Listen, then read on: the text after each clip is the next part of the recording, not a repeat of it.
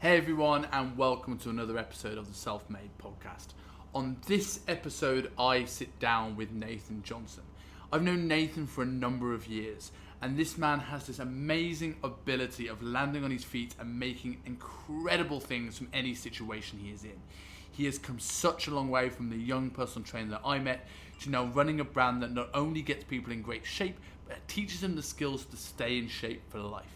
In this episode, we talk about escaping the diet culture, a little bit about Nathan's journey and how he's overcome a number of issues with terms of his relationship with food and his cycles of binge and restricting, like dieting and then falling off the wagon, and how he's learned to overcome that, how he's learned to live with autonomy, which is his business name, as well as help others do the same.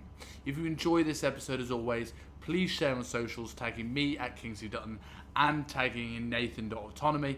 And I hope you enjoy, and I'll leave you with myself and Nathan Johnson.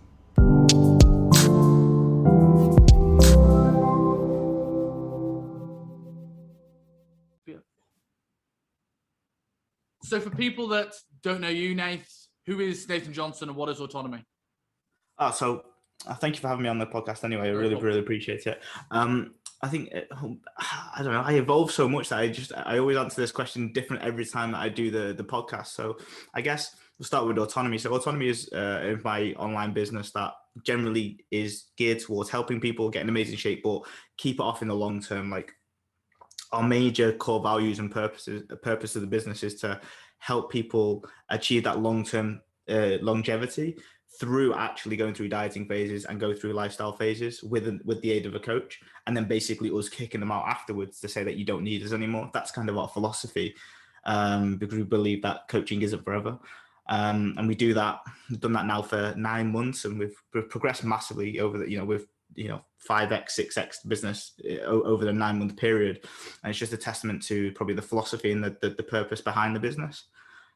Who's Nathan? I mean, guess now Nathan used to be just a fat guy or a fat kid trying to get in shape himself, that ended up being, a rehab therapist, a degree in rehabilitation and sports injuries. He moved on to being a PT, moved on to being a mentor and someone that was decent in his field, and then moved online, and now is a mentor /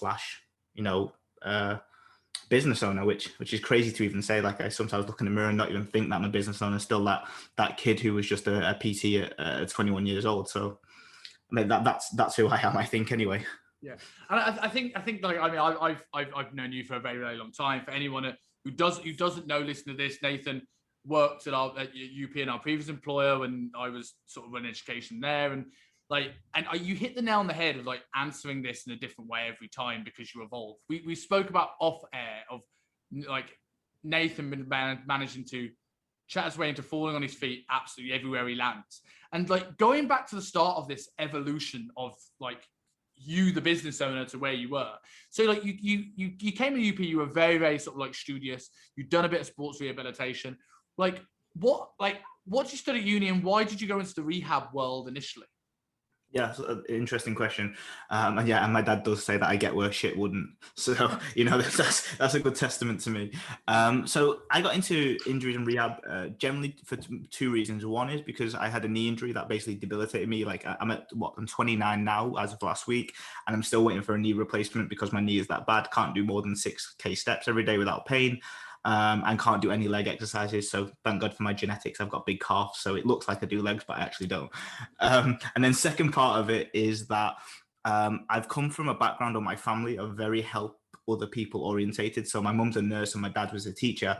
And the best expression I can give is that my dad would give his last Rolo to anybody. That old saying about, you give your favorite chocolate to someone, his last is a really good helping person. So I came up and was brought up in that environment where, if someone was needing your help, or you could have something that they could have and you don't need it, you always give it.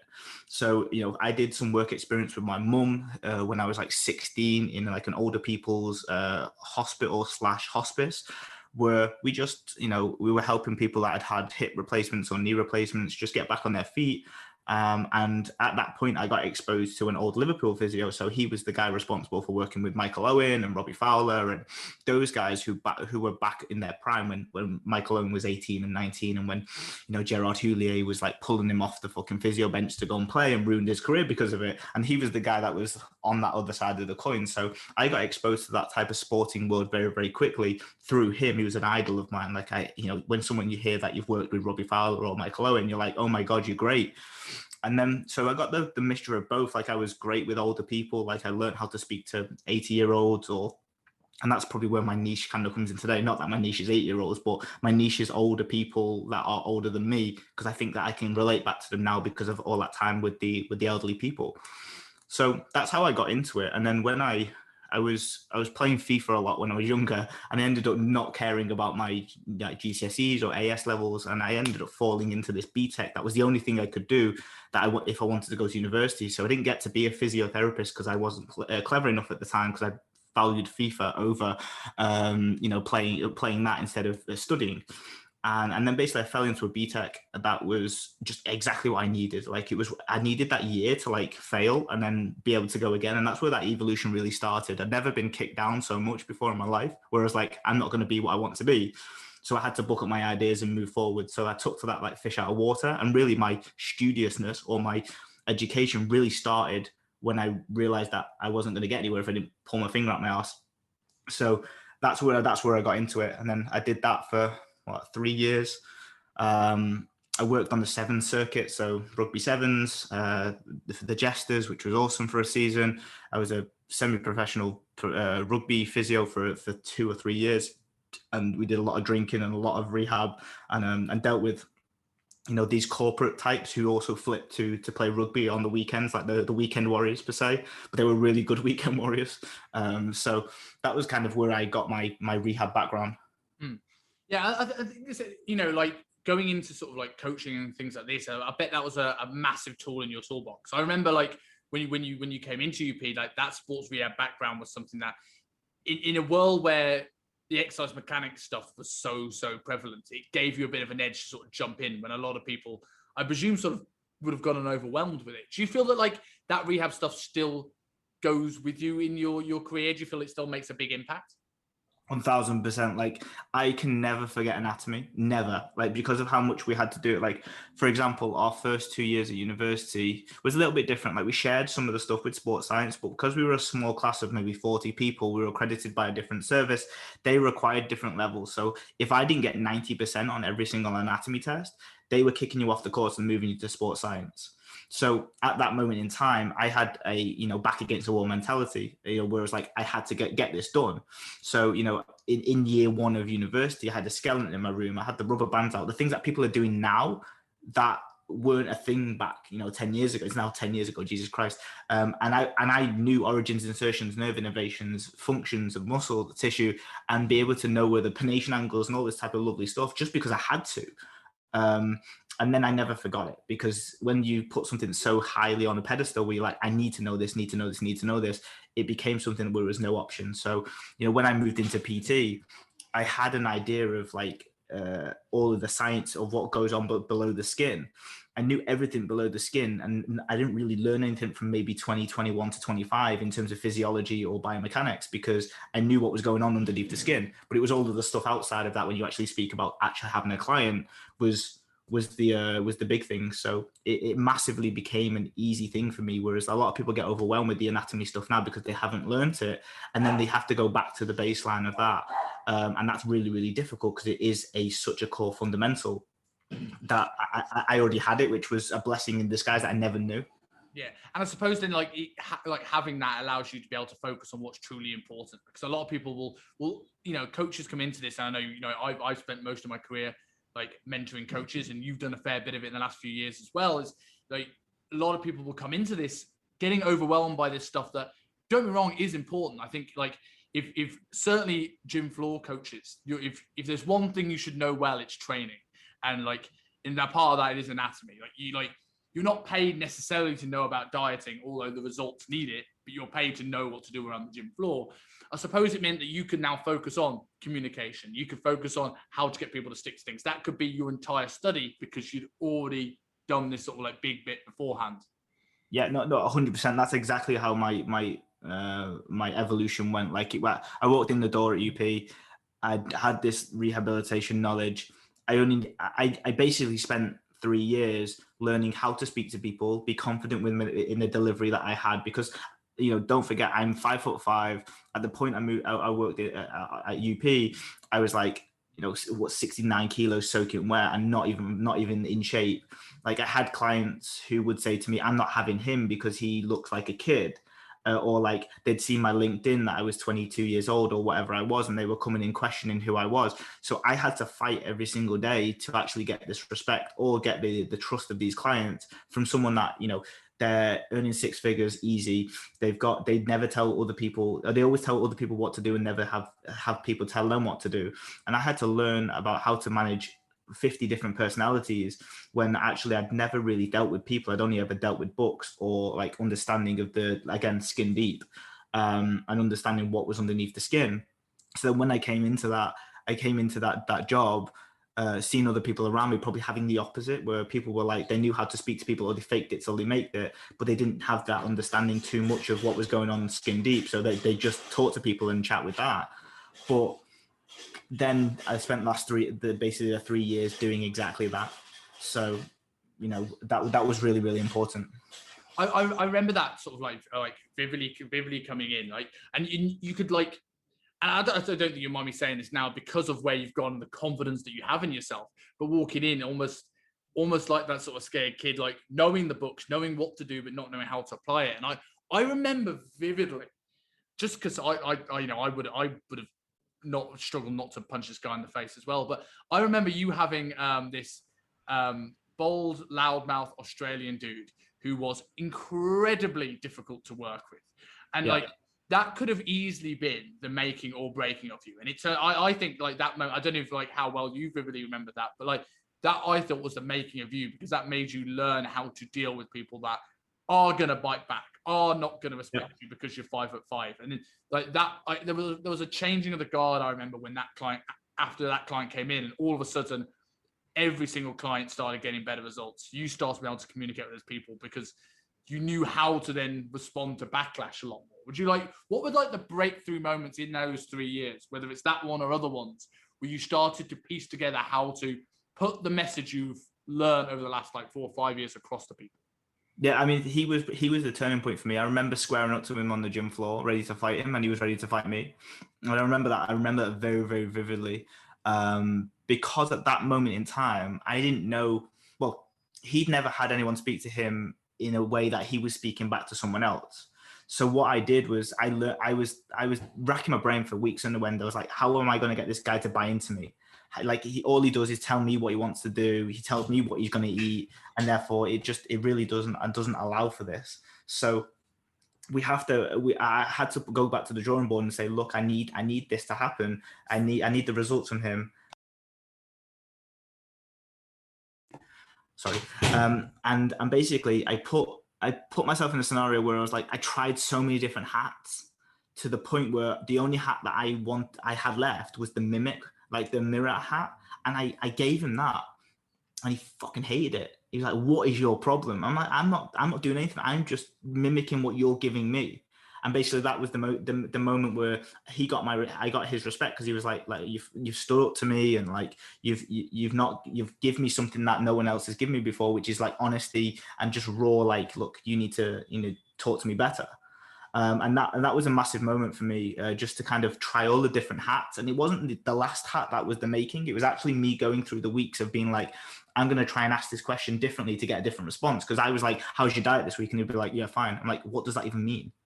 Like, your body weight's not coming down. Let me ask a better question. The week on week, session on session, let me ask better questions. Let me build more rapport. Let me see if I can tap into some of the things that he likes, or let me speak about his wife, or this type of stuff, yada, yada, yada, to get that type of understanding of what the guy fucking wants.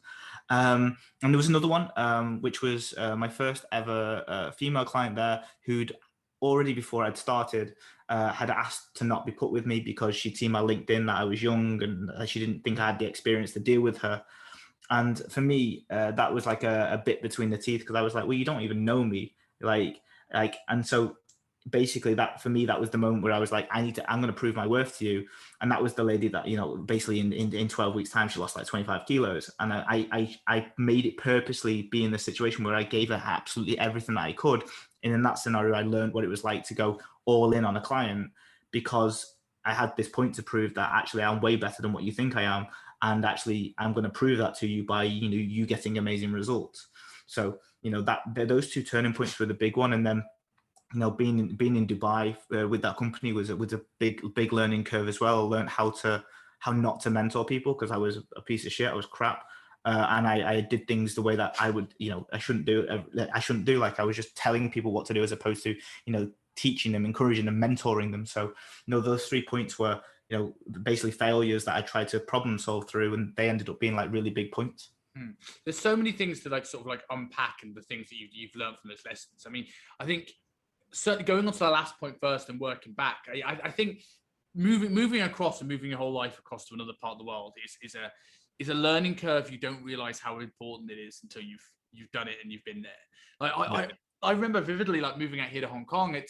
And you've been to Hong Kong, you sort of know the place. It's this wonderful mix of, it's a culture shock, but it's also not a culture shock at the same time. It feels like home, and in some ways it feels so different.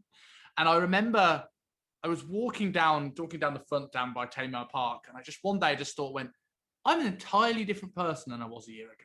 I didn't think about it, I didn't notice it, but then it just, the less you forcing yourself out of your comfort zone. I always take back to moving to Hong Kong and first day at university, where I lost all my mates in the queue in the freshers week, and I had to make friends with somebody.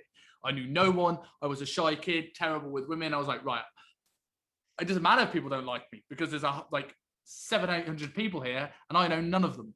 And that was probably one of the not only the most fun, but probably the most Casanova moments I've ever been in my life, and it just sort of changed sort of my confidence in myself. So I certainly see that how moving out to Dubai initially was such a massive thing. Yeah, I mean that whole transition, because ever since that move, I've obviously done a lot more traveling, which we'll probably talk about in a minute. But that was the first time I'd been on holidays before. I'd been to weekends away, whatever, but I'd never really uprooted my life and seen what was important in my life. I'd always had friends around me. When we were together, all of us as a team were friends, and we were camaraderie, and we were getting, we spent enough time with each other to be each other's best friends if we wanted to be, and we knew each other inside and out, so we'd spend 10-11 hours with each other. Whereas when I moved there, it was with different people. I didn't have friends and family around. I didn't have a girlfriend at the time. So it's I learned what was really, really important for me emotionally and mentally by actually breaking whilst I was there. All I did was work. And then, I got to the end of a year in Dubai, and I was like, fuck, I actually want to come home, before everything else happened there. But, I wanted to come home because I was in a different city alone, because I hadn't done what was actually important, mentally and emotionally. I was doing what was great physically. I was in Amazing Shepherd just on a photo shoot. I was in the biggest I've ever been, lifting the heaviest I've been. And physically I was in a great place, because that's all I did. I lifted, I trained people, and I just lived for that specific gym. But then I realized that the rest of the stuff, that emotional side of things, that mental side of things was that was the key fundamental for me, that I wasn't getting. So it was a massive learning, especially for people that are when you change jobs or you move place or you go to a different city, it's not just about, the starry lights of this city. It's actually mentally, emotionally, physically, what are you getting? And they're the things that will keep you there and keep you happy as well. So it's amazing. I think I've noticed in a way, and I'm gonna come back and ask you directly about some of the things that changed for you to sort those things out and find that place.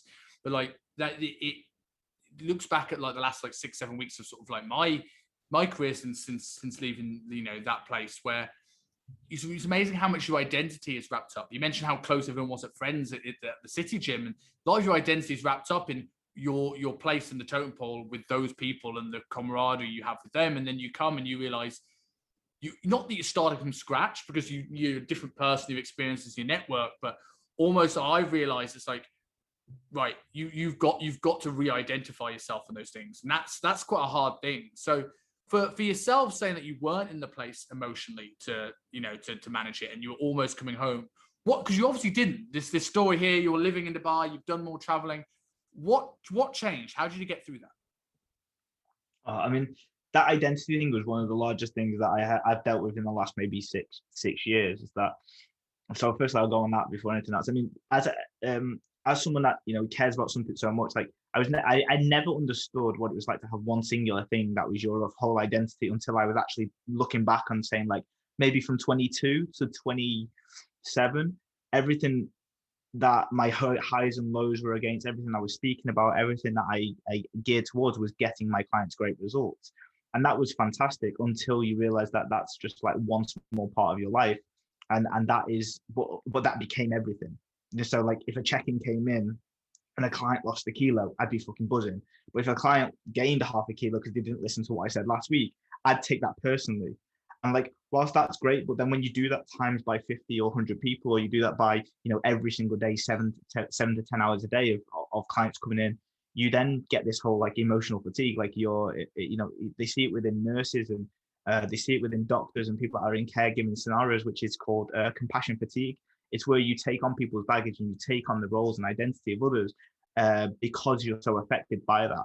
And you just get fatigued by the emotions and you get fatigued by the amount of like investment that you have in this specific person because you're trying to help them, that you end up being like completely emotionally detached yourself, or equally on the other side of it being completely invested, and then you get the highs and lows every single day, and your day is judged based on not what you did but actually what the clients reciprocated, which is never going to be the case. You're never going to be able to judge yourself based on other people's emotions. So I think that's what that whole lesson there about working towards your goals and your values allowed me to change what I did and how I worked, where I worked, how much I traveled, because I realized I was responsible for that, as opposed to those client results that were coming in, or if client lost a kilo, or I gained 5 clients in an online business. I don't really care about that anymore. They're just things that come up and down. Whereas I now focus on me and what I need, what I feel that I can contribute to.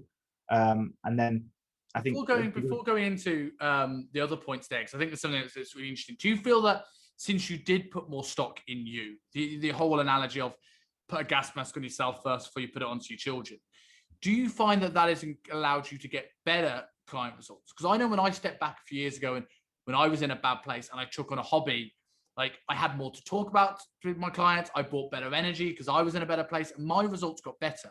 So like going from a position where you're all in on clients, which on paper sounds great, do you feel your client results got better when you actually spent more time talking to you, taking care of yourself, or do you feel there's to and fro?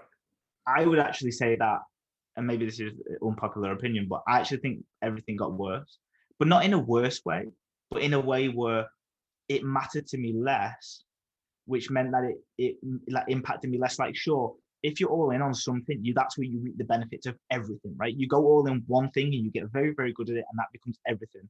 But when that one thing isn't you, you'll always be gaping holes in other areas of your life. So for me, I probably don't get as great results as I used to when I was totally invested. And it's going to just being completely honest. But like I like for ages of 22 to maybe 26 or 27, I gave everything to that. And I gave that was my life. And when you give something to your life, to that whole specific thing, you end up, giving it all, and that then the other people reap the benefits. But they were all reaping the benefits, but I was broken. So maybe because I took a step backwards, created more boundaries, I've put myself in a better emotional state. I don't know. I don't give as much. I give everything I can, but in the confines of everything, every other blocks that are in my day. So like, whereas, let's say for example, when I was 26 or 27, I'd have like 100 people on fucking WhatsApp and I'd be messaging them every day long. And the last person I spoke to from the ages of 22 to 26, the last person I speak to every single day would be my clients, checking on how their diet was on that day. Whereas now, I'm not doing that. I'm texting them, I'm messaging them once every other day because I don't want to be the last. I don't want them to be the last person I speak to, because I've got, if I'm speaking to friends, or I've got my parents to speak to, or I've got my hobbies that I want to do. Like that for me is more important now, to balance all the books so I can give 85% the next 10 years, as opposed to giving 100 like I gave for like 3 or 4 years and completely lost everything in my own mental psyche. So I think for the most part, it isn't like 100% or nothing. I think, I would say my results probably dipped a little bit because I wasn't given everything, but that's that I'm happy with that because I know that if I want to do this for the next 10, 15 years of my life, I'm going to have to give something to myself. So yeah, that's probably an honest opinion. Like, no one wants to say that your results got shit or that your ability to get client results got worse. But I think if it's always a case of you're either given 100% or 100% will always be better. Yeah. I also think like it's defining client results. Like I think I think the general fitness industry go into two camps this year. The people are too scared to push their clients, saying that no one wants to get lean and no one really wants it. I'm like, well, that's obviously ludicrous because it's the before and crazy before and afters that got them into your business in the first place. But on the flip side of that, it's being okay with the fact that not everybody wants to look like they're on the cover of Men's Health. You could get. I remember for a period of time, especially in the place that we used to work, that everybody. We're not forcing our goals onto a client, but there was that sort of thing where a client would come in and goes, I just want to run around with my kids. Fine, awesome. We're getting you a photo shoot. We're getting you on stage and under the sun. Right? There's a 80-year-old Mary comes in, getting the squat rack, bitch. We're going to get you on stage. And like it's understanding that like there's probably people out there that maybe yes they might not have got as lean as you might have got them 3 or 4 years ago. But you've got them where they want to be. And that's the thing. Important thing. And you now have that bandwidth to be able to truly listen and truly help where they're at because you have those boundaries and because you can have that opposite honest conversation.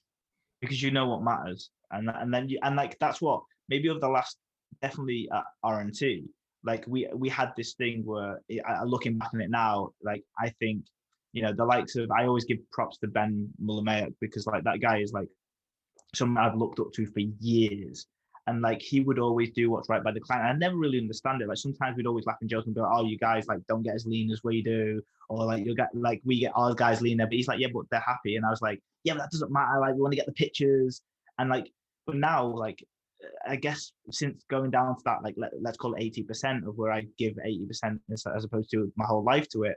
I recognize when clients are like at that point where they're happy and they're content with the results that they got. They've lost 10 kilos. Maybe they don't have this 6-pack abs, but they've lost 10 kilos. They show that they're happy. And that's when you flip it. And for me, that's what Autonomy is about now, where that moment where people are done enough in the dieting phase, you flip it and then you move forwards. Sure, there's probably a lot of work on like body acceptance for these guys because they think they should get leaner also because that will make their life better. But it doesn't. It's a lot about, making sure that they're okay with the 10 kilos they lost and not always in that diet culture and then being able to flip it into a lifestyle. So, we had that for years. And I think for the most part, there is those two camps where people are like, we're going to get everybody shredded. And then the other camp is like, not pushing people hard enough to get the results in the first place. But I think a great coach, and definitely what I learned over maybe the last 3 years, is that clients will show you in some way, shape or form when they're content and happy, because they'll stop doing the same things that got them into the point where they're getting the results week on week. Like people like generally you'll see it right with clients is that they go 10, 12, 14 weeks, they drop to 8 to 12 kilos, the curse of the 10 kilos, right? You get 10 kilos off, the 2 stone mark or whatever. And they're like, yeah, I'm wicked, I'm happy. But then they tell you because you're a PT or an online coach that they think that you want to hear, I'm going to get another 2 kilos off, I'm going to get another 5 off, whereas their actions never reflect that. And as a good coach, what you do is you say, okay, look, the last 2 weeks you've been trying to lose that half a kilo, but for the last 10 weeks you lost a kilo straight every single week. Unless you're dealing with something as a problem, I think for the most part you're done in this fat loss phase. Like there's no reason why in weeks 14 and 15 you can't do what you did in week 9, 10, and 11 unless there's serious problems, which there normally isn't, apart from like, if there's deaths or family events or something like that. You see if in a normal week their actions and how they are relative to their goals. And I think at that point, that's when a great coach flips it, and then you start looking at the reverse diet and the lifestyle.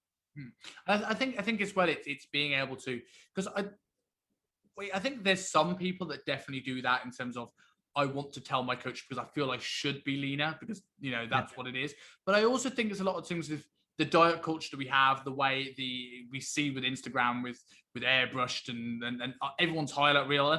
I don't judge the highlight reel like everyone else does. Like if you're putting a topless photo of yourself on Instagram, and you, like me, I think are a very open person, very happily admit that you're not 10% shredded year round. If you're going to put a topless photo on Instagram, I bet it's going to be one of those photo shoot ones and a little shorts in Dubai, and it's not going to be one now. And same thing with me. I think we all do it, but it's that thing is like making them realize that they're happy and that you don't have to push for this. And it's like, if you want to, we'll go. And one thing is that like I've learned the last few years with working with mentoring tons of coaches. And I think from looking at some of the roundtables that I've, had the pleasure of being on with you on the OTE, and which are brilliant, by the way. All of them are really, really good. And it is generally good to see how far you've come since I met you, and like the way you teach is tenfold, like much better than when I first met you. So it's really good. But one thing I've learned is that the coaches that often get better results for their clients are the ones that don't dictate, do this, do that, do this. It's the people that let their clients find the answer by getting good questions and letting them come to that conclusion. Like, what was like, and you mentioned this earlier about mentoring and that you were telling people what to do. And I'm sure that you've done that with clients, and some people do want to be told what to do. When was that moment where you started to learn about asking better questions and being able to let clients find the answer rather than necessarily you coming in like a bulldozer with it? Yeah, I think for me, it came like in the 3 parts of my career. Like, first one is like, I do truly believe that you should, if they're lacking in knowledge, you should definitely instruct and be able to give a clear framework and structure of what they should do, what that's expected of them, because standards are really important. Like, if you're 100 kilos, you want to be 70 kilos, there's different standards to being 70 kilos than there is 100. So I believe that giving those standards initially is really, really important, so that the expectations, the standards are met, so that they can reach their goals. But over time, what you'll realize is that, and especially we move it out of our brains because it's cognitive bias, is that you will think, maybe as a trainer or in general as a normal individual, you'll think, oh, I'm the guy. If you just tell me what to do, I'll do it. But what actually happened is I used to tell people what to do and they never did it. And then, for example, like when I've been in situations where people have told me what to do, and it's been one of those things that I've really struggled with, I've never done it. So I was like, well, what's the block here? And obviously there's like a mental, emotional, physical block with something. Like, if you're genuinely struggling with something, you just don't do it. Like, you don't do it because there's a block, whether it is like a fear of something, or it's like a core belief, or it's just generally you don't know how to do it. The telling of just go and do it never really is great. Like, let's say, for example, if someone has a poor week and they've not solved the problem and they keep coming around with the same thing. Let's say, for example, every single Friday, they choose to have the takeaway, and that spoils the results for the week, the whole week ahead, or the week that's been. Just saying don't have the takeaway isn't solving people's problems, or just eat better doesn't solve people's problems. You actually have to provide them with a question to say, well, is this something that you want every single week, or is this contributing toward your goals? Or you find a solution to their problem that actually is a solution. So I feel like that for me, that was something that came across the years, where I was like, well, I'm telling people what to do and they're not doing it. So then obviously me telling them what to do is not the right thing to do.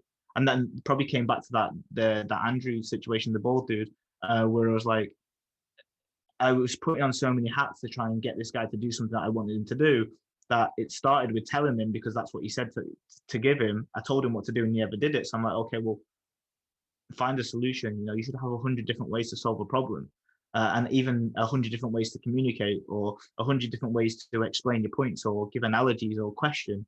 So, that for me, that's that thing where it's like, it's that ultimate responsibility of, if someone isn't doing what you're saying, it's not on them. Yeah, and someone said this to me yesterday, is that you're 100% responsible for your 50% of the coaching process. And like, I would rather take 100% of my side, which is the 50, and be like, how do I change that to make sure he changes or she changes her 50? Yeah. There's a number of things I thought were like really, really powerful and important in that. And like, I think knowing what you're in control of and what you're not in control of, I think that's important when it comes to basically you and your clients.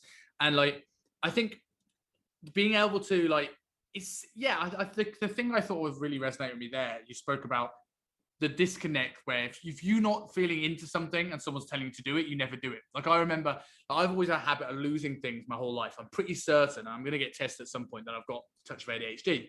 And one of the things that comes with that is losing items. And I always got it all my life. It goes, you really should look after your stuff. I'm like, thank you. Fucking thank you. You've transformed my life now. I'm never going to lose a thing again. You know, you should really put your keys in a place where you remember them. Oh, well, I wish I'd known that. And I think, like, I agree with you. I think if people lack knowledge, when I go through a consult with someone, I try to find what's the main sticking block. Is it the fact they lack knowledge or the fact they lack accountability? And I will guide not only what I give them to that, but also how I explain that. When I explain to coaches how to look at data and I look at like progress trackers or apps, whatever you're using, I can explain the same spreadsheet in two very different ways for someone that wants accountability and someone that wants knowledge. And someone that wants knowledge, it's like, this is going to be your own personal diary for the next 12 weeks. This will allow you to, bless you. This will allow you to, you know, you have a personal diary where you know exactly what's worked for you. You'll never have to worry again. All the other things, this is going to be a shared spreadsheet that allows us to keep accountability and to know if something goes to trap, we can change it immediately. Same thing, but explained in a very, very different way. And I think it's, when we look at, once you've given that to some of that initial framework, like, most people know enough what to eat. People don't get fat because they had a little bit too much chicken off the time. When they go off plan off a pizza. I don't think anyone's stupid enough to not know pizza is a calorie dense choice and going to be hard to not lose weight on. And as a coach going, why the hell did you have the pizza? It's just going to make them feel more like a failure than they already feel because they already know the pizza wasn't right. But the question is, okay, what would happen in your life that you felt like a pizza was the option for you there? And you might find that I've sometimes found the best coaching results from the slip-ups that the clients have done. It's I had a pizza, they dropped on Sunday, and I'm like, maybe I'm grinding them too hard, or maybe I'm not allowing them to relax and taking over their life. And the fact that they've encouraging people to track all the stuff that's not quote unquote good is more important to me than expecting them to be perfectly good. Yeah, 100%. I mean, like, for example, we've really changed our strategies massively with autonomy on social situations. So, like, you know, back at RNT, Akash, he likes to, if he like the whole take your meal prep with you to wherever you're going. And in my mind, being a former fatty, I couldn't think of anything more socially awkward or socially distant than you taking your own food to somewhere else. Like, you have to have this mindset of like, I don't give a fuck about anything, to be able to take your food to someone else's house or a wedding or whatever it is, right? But generally, if you're people that are overweight or like in a social scenario, they go with the social norm, which is what everyone else is doing, because no one's a real leader. Right. And that's a trait that you develop over time when you start really being accountable or being responsible for your own life. But at the beginning, you're not responsible for those factors. So for me, doing that or saying just go and do your meal prep or take your plastic bag with you or whatever doesn't really solve the problem. It just makes it either a sink or swim moment where they think they're not going to do it, and then therefore they don't do it, and then therefore they haven't got a strategy, or they do it and they feel crap about themselves and it's not really long term anyway. So, so that's what we used to do. We used to be, I'll take your food with you, and it'd be kind of a bit of a non-negotiable. But that never really worked for 90% of the people that weren't quote unquote hardcore or had a photo shoot or had like their priority is this thing as 101.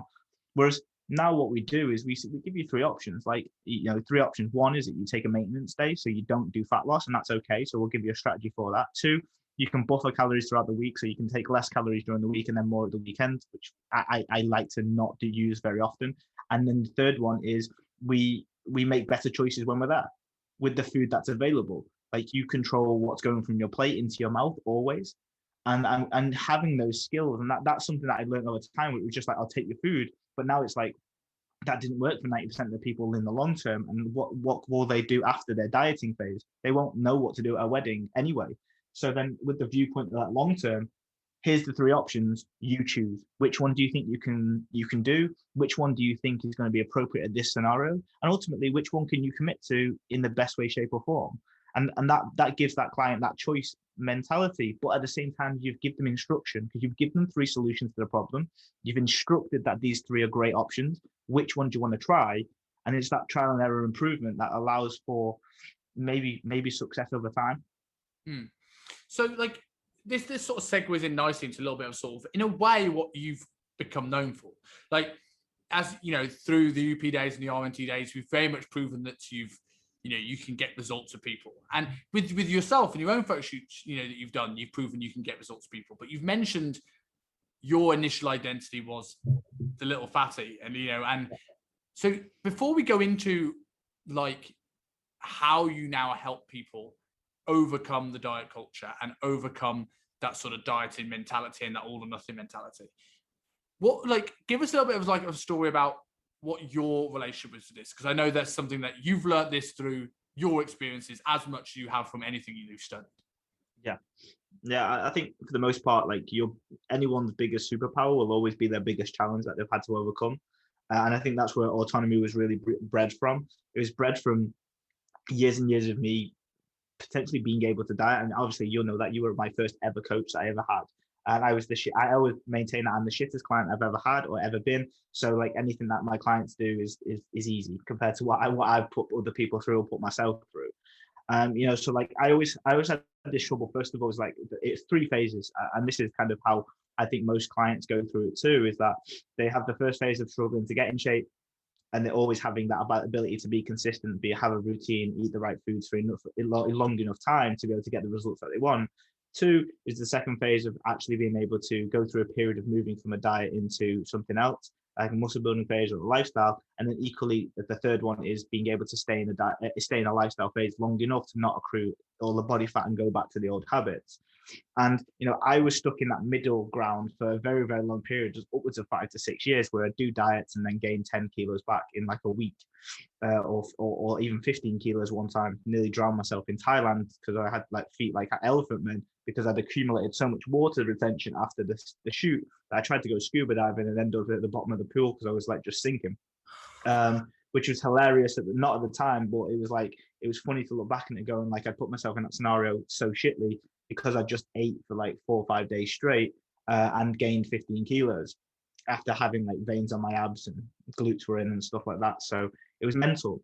So having these struggles and then being able to overcome them allows that level of empathy and understanding and the problem solving to be okay, well, if this is something I have a struggle with, and we know that we see clients time and time again come back to you 20 kilos heavier and then 30 kilos heavier and try and do the same thing over again, something has to change. So, when I went through that period of really understanding and changing those habits, and I don't want to call them habits, but just changing the identity of what I was and what I was doing, then that became something that I then wanted to pass on to other people. And that's how, autonomy was born effectively, where I didn't agree with some of the philosophies at the old places that I worked at. The goal at R&T was to keep people as long as possible, keep their attention 2 years, 3 years. And that it was frowned upon if you kept people for only 9 months. And it's well, what about if I change someone's life in 6 months?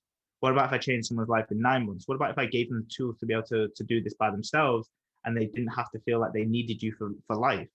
And those were the things that kept coming up for me over the course of at least the 2 or 3 years that I worked there. It was well, why are we wanting people to stay forever apart from monetary reasons? Why can't clients not rely on us? Coaching is meant to be about caregiving and skill giving and, ability to get people to and from their goals. And once they hit that goal of being in shape and holding it, we're just holding on to them for monetary reasons as opposed to, what they're actually coming for. So, that changed why the philosophy I was working with autonomy is, because I believe that as soon as you set an end date, as soon as you set something where people will leave you and not need you anymore, the actually accountability and responsibility shifts from you as a coach, because that's codependency, not coaching.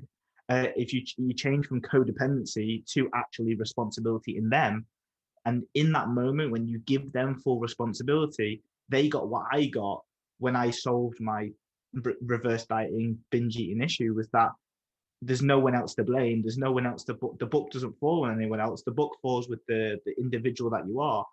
And when you have that full responsibility, you take it because there's no one else to take it. It's that back up against the wall mentality that then you learn very, very quickly that you've got to solve your own problems because your coach has helped you for such a long period of time. You've got all the strategies that you could get.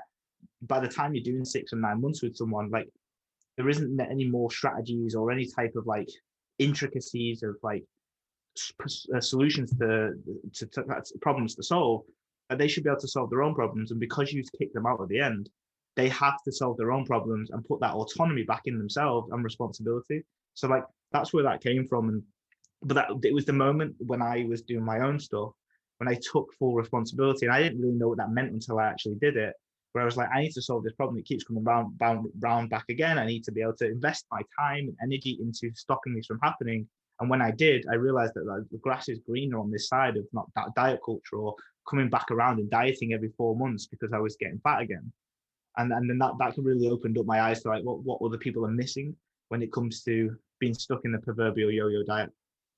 So we've mentioned this a couple of times with your coaching about going all in and taking ownership. When it comes to this and the issues that you were facing and you were saying it was going round in circles, there's always a moment where someone says enough's enough. What was the moment yourself where there wasn't another cycle? What was the thing like, oh, I need to sort this out? And like, how did you start piecing together what life after the diet culture was like for Nathan before it was for anyone else? I think the biggest moment I had was like I was finishing a diet, or like I was doing a diet, and it was like a couple of weeks before.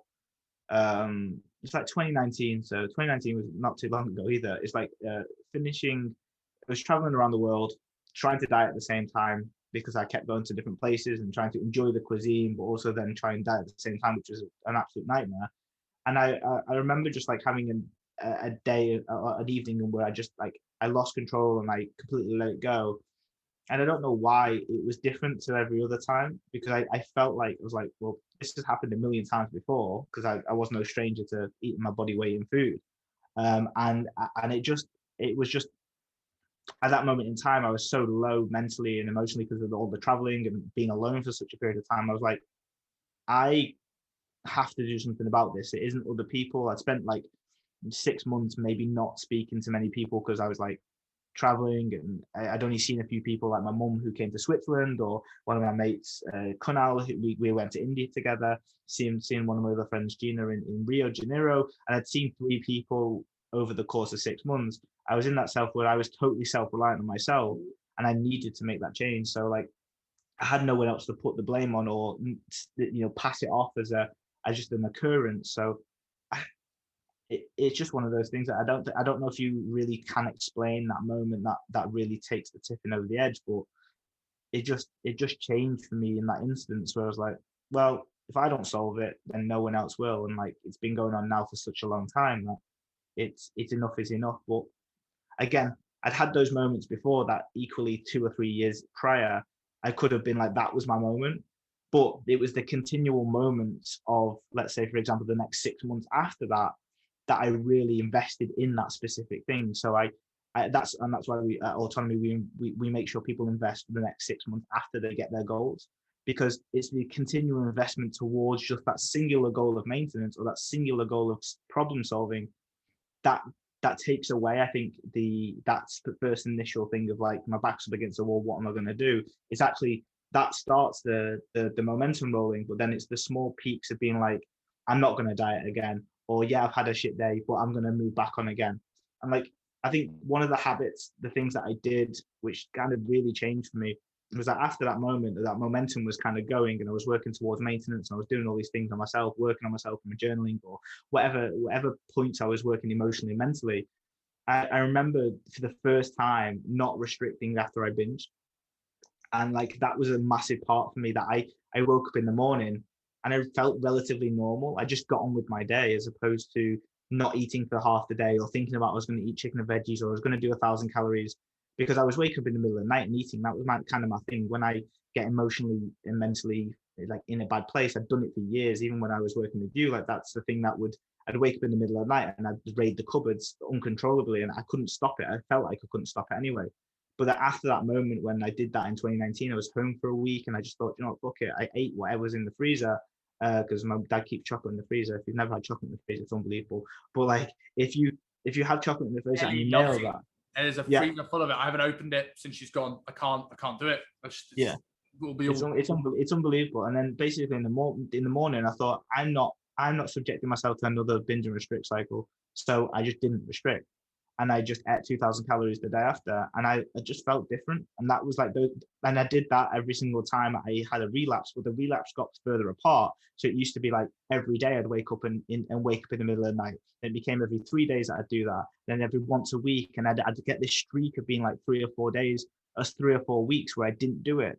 And then, I'd relapse, but then I'd come back again. And then it turned into like, that became 6 months. And then, I'd have a bad week, or like I'd emotionally be in a bad place, or I'd have jet lag, and that kind of sets it off too. And then I basically, got to mid 2020, and I was like, shit, I haven't woke up in the middle of the night and binge for 6 months now. And I was like, they were the progressions that came to that, because it never just stopped overnight, right? You're always going to get pitfalls and setbacks, but it was that the gaps between them got further apart. And for me, that was the learning of what trial and error type of mentality was. Beforehand, I'd never really experienced it per se. I'd always just gone and been like, if I want to learn something or I want to do something, I just did it until I knew what it was. I never experienced the trial and error improvement mentality outside of work. So this was like that, and that comes back to the whole point that we had before, where everything was invested in work. So I knew how to fail at work. I knew how to improve within my coaching. I knew how to get better results, because I was improving. But I'd never had trial and improvement within myself outside of work or education. So this was the first thing that I had to work on. That wasn't all or nothing, or it was just that continued like steps forward. And like, how important do you feel that like failure or failing forwards is to something? Because we mentioned this in both the work part of this and in your development in terms of building autonomy, and in this, that those life lessons and those failures were massively important to sort of kickstart you. When it comes to like looking at like how you work with your clients, obviously your job is to streamline the process and minimize as much failure as possible. But how important do you feel it is in someone's journey to be able to make those mistakes, to be able to understand what true failure is? It's what my therapist says all the time. It's like, is this failure something that you view upon as a learning, or is it something you view as a failure? And I think for the most part, people don't fail enough to be able to practice it. And like, we'll see clients who will come on board and they have this delusions of grandeur that they will be perfect for 12 weeks, even though they're factually have never been perfect for a week. And that really just says a lot about the world that we live in, and more than the individual. Is that it's not seen as a normal thing. But I think it has to happen. Like, you're never going to get a goal. Like, kids or trying learning to walk will always fall over until they fall over less, and then they fall over less even more, and then they end up still then walking over time. Or if you're learning, like when I learned Spanish, I was like, I would fail every single session I was having my tutor stuff. Like, I'd have to resort back to speaking English with this girl, and it was like I felt shit. But then I was like, well, I'm going to go and learn that word tomorrow, and then I'm going to come back to her and be able to have this conversation again, but better. So I believe that failure is inevitable. I just don't think we practice it enough in the world that we live in, because everything is given with the expectation that it'll be ready made and done.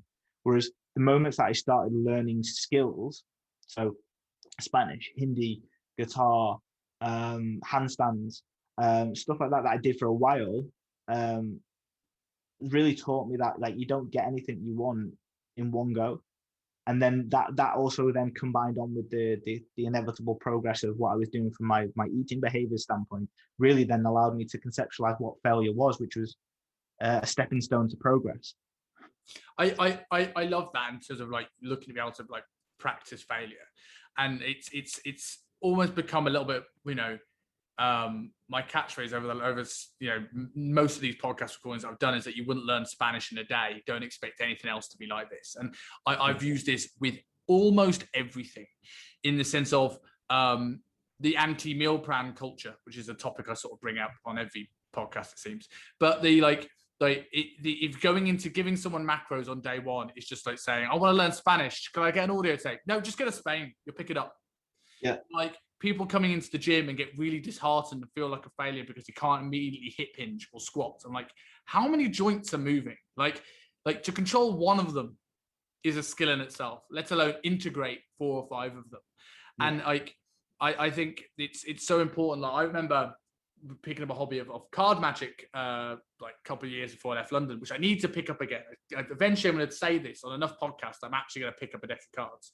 And that was an eye-opening moment for this for me, because it wasn't just like, it was like everything you've just mentioned in terms of failing, but times it by 10, because all the stuff you practice in card magic, if you do it well enough, you should never ever see it being done.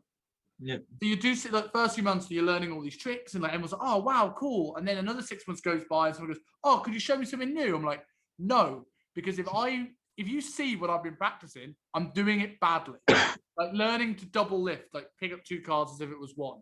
You spend 6 months just doing that. Once you've got it, you get no plaudits for doing it ever again. Yep. You do it just for the satisfaction of never seeing it, and it almost brings back. I think it was you, and like if this wasn't your phrase and you know who said it, then say it. But I think it was you on one of the round tables where you said, "All we have is practice." Yeah, and you're definitely the youngest person to have a phrase or a catchphrase that's stuck in my head this profoundly. But I absolutely love that. In everything, like, what was it that sort of made you sort of not come up with that, but just like, learn, like, is it through those failures? Was it through like things with your clients? When did you start to realize that and impart to your clients that? And how did you get them over that fearing failure mentality? Yeah, I think layering it, but onto clients. I mean, a large part of that to credit to like a guy called Seth Godin, who's a fantastic marketeer. But he's got a book that's called Practice, and it came from that book itself. But when I read that book, it's like he perfectly depicts, like, that's all we really have. Like, you can't expect as an outcome, you can't measure outcomes. You can only, it's the same as like when we speak about, you like trust, do the process, keep on ticking your boxes, do the process. And it's the same as that, but I think it's, instead of it an outcome of ticking boxes, it brings it back to you, of all you've got to do is kind of practice it. And what's the alternative? Like, what's the alternative if you don't practice and you don't get better? Like, you have to practice to move forwards. Like, even if you don't want to get amazing, you still have to get practice to be good. And if you don't practice, then you don't have anything. So, like, what's it better to have nothing, or is it better to have something? And that's the practice mentality that, whatever we do, whether it's once, twice, or 50 times, it's just practice. And if you want to try it the 51st time, then it's still practice again. And even if it wants to be perfect, still practice. You practice to be perfect, or you practice to be permanent. But for the most part, that was the key, like Cornerstone, and that was Cornerstone. That was only like, I read that book maybe 8 months ago when I was starting a business, 9 months ago, and that was massive for me. But in terms of like clients and embarking that, I think it's really, really difficult unless you layer expectations. So some of the coaches don't have I don't want to call it the bollocks, because it's not that. It's like they don't have the ability to speak to clients, to say to them, look, you're meant to fail here. Like, how many, like, on the gym floor, people, the coaches will be thinking about themselves and how they're perceived if their client can't do a hip hinge, right? Like, their client's not doing a hip hinge. Instead of the coach thinking about the client and what, like, they need for you right now, the coach is thinking, oh, if fucking my manager sees this, it's shit, then I'm going to get judged as a bad coach. Or if other people see that my clients can't do a hip hinge, they're going to think that I'm a shit coach. So instead of it being about the client focused about their practice, it's actually more about the selfish nature of a coach. So then you don't layer those expectations onto them. And like, some of the best clients I've ever had have been when I've layered those expectations of just practice. Like, just try it again. And you're not meant to, like, some of the best words that I utilize, you're not meant to have this done. You're not meant to be perfect with this. You are not going to be. You are going to try to be, but it's the trying that matters. It's the practice that matters. So if you can do anything with your clients, it's like layer on that expectation that the failure is inevitable. But what we're going to do is, when you do that, we're going to try and problem solve and get better. And when you give the green light to your clients to have practice, then you'll find a different type of client that you get. You'll find a different response from them to be able to trial and trial and trial, instead of them feeling your frustration because they're not getting it. Yeah, I think layering expectations is a great word. There's in my members area for my clients, I was going through, I was like recording all the sort of initial welcome videos that I do, like how to send you nutrition, how you send your training, and I have a video called Setting Expectations, and I put the camera on and I just went off. And I realized every video is about like 4 to 8 minutes long. And then this one was 16 minutes. I was like, oh, do I cut it down? I'm like, no, I don't. Because this one video that I think needs the time to sit in. It's setting expectations and like reframing that failure is as you said, is really, really important. And I often like look at it as like, well, often people don't start because they're scared of failing at something. So they hold themselves back, they self-sabotage. It's like, if in your words, if all you have is practice, then the only way you can truly fail at something is by not taking any action at all. Yeah. You've got the option. You will always fail if you don't take action. If you take action, there's more chance of you succeeding. But there's no chance of you succeeding if you don't take action whatsoever. Yeah. And I often say as well, as like, you said before, is like, with all you have is practice, is that you're not actually going back to body composition. You're not actually in control of your weight. I cannot control what I'm going to weigh on the scale next Monday. But what I can control is if I finish, for good audio listeners, if I finish this bag of fish skin before bed, I can control that. It won't control what I weigh in the morning, but if I do that enough, it will. And all I can control is choosing to do my actions that I've got right now in front of me. Yeah. It's the thing with like looking on a deeper level as well. It's like over the last six months, I've been working with a therapist, and like most of the time, I spend talk about my problems, but actually some of the times I speak about like clients and whatnot. And like what she helped me realize is that the thing with failure is that it can be, and for the most part, for some majority of people, their core belief or their thing that they believe about themselves is like that fear of failure. So they have this innate fear of failure because of whatever happened in childhood or whatever time it was. So it becomes this thing that is skin deeper. Just saying, practice actually isn't enough for most clients. Like they need to challenge that fear of failure. And what we say within the therapeutic thing, what Angie speaks about, my therapist, is like, you have to take that core belief and you have to take it outside of its walls because it gets, people will act certain ways so it never gets hurt, right? So people will never try something because they don't want to get the fear of failure, or they will always look for success because they don't want to get the fear of failure. But what you have to do is actually you have to take it outside its box of comforts or its armory, and you have to put it on display, and you have to challenge it so that you don't actually have this fear of failure anymore. So with people that have this fear of failure, or they fear practice because it goes against that core belief, you have to challenge it in a way where you're like, well, what would be the worst case scenario if you did not if you did 7 out of 10 this week?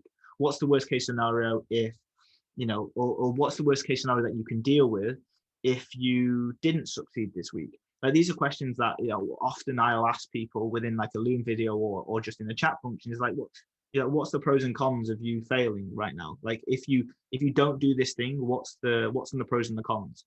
So when you break it down to like tackling like core beliefs, which effectively failure is it's way deeper than what we think, and just saying practice never really is enough for most.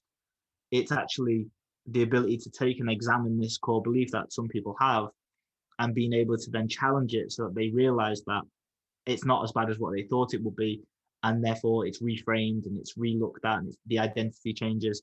And that's where the real magic happens with clients, is that when you take that identity or you take that core belief and you examine it and you actually challenge it, that's when people change that philosophy. But that's just such a hard thing to do on an online basis. That's why probably, like, I do firmly believe that PTing or like seeing people face to face will always have an extreme role in behavior change. I think for the online space, it's very, very difficult to have these conversations that really affect change.